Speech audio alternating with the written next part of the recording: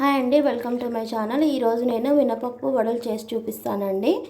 ఇవి మిక్సీలో వేసిన గ్రైండర్లో వేసినట్లు వస్తాయండి.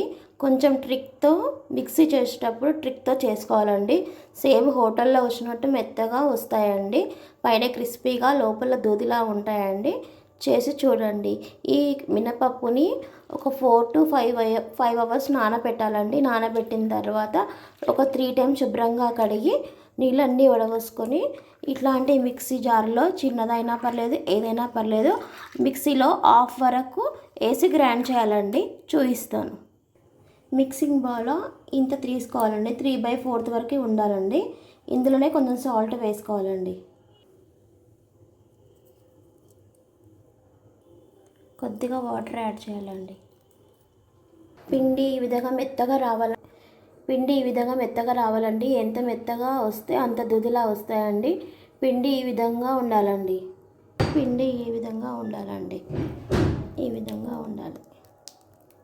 ఒక పెద్ద సైజు ఉల్లిపాయ తీసుకోవాలండి. అల్లం వెల్లుల్లి పేస్ట్ అండి. ఇప్పుడు ఈ బ్యాటర్ని మొత్తం మిక్స్ చేసుకొని 1/2 అవర్ ఫ్రిడ్జ్లో పెట్టుకోవాలండి.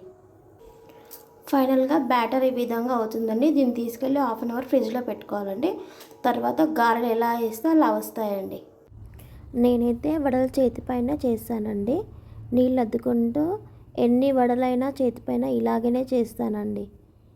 క్లాత్ యూజ్ చేయడం నాకు సరిగ్గా రాదండి. చేతిపైన చాలా బాగా చేస్తాను.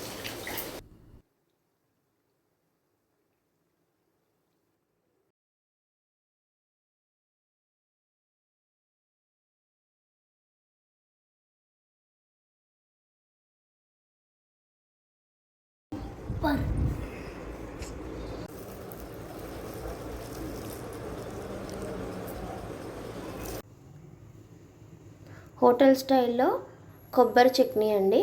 కావలసిన పదార్థాలు కొలతతో చెప్తానండి. 1 కప్పు వేరుశనగ పప్పు అండి. కొద్దిగా ఆయిల్ అండి. ఈ రంగులో వచ్చేంత వరకు వేయించుకోవాలండి. ఈ రంగులో ఖచ్చితంగా రావాలి.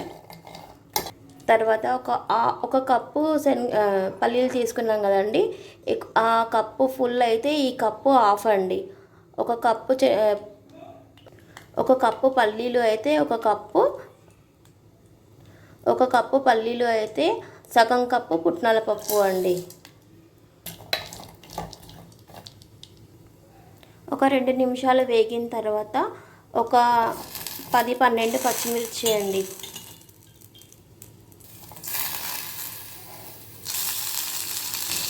ఒక కుప్పెడు పుదీనా అండి.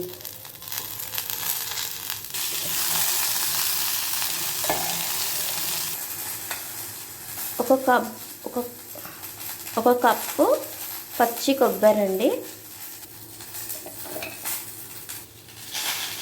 సాల్ట్ అండి. ఇవన్నీ వేగిన తర్వాత మిక్సింగ్ బౌల్లోకి తీసుకోవాలండి. తీసుకున్న తర్వాత గ్రైండ్ చేసుకోవాలండి. గ్రైండ్ అయినాక చూపిస్తానండి. ఫైనల్గా పోపు కోసం అంటే జీలకర్ర, ఆవాలు, ఒట్టి మిరపకాయలండి.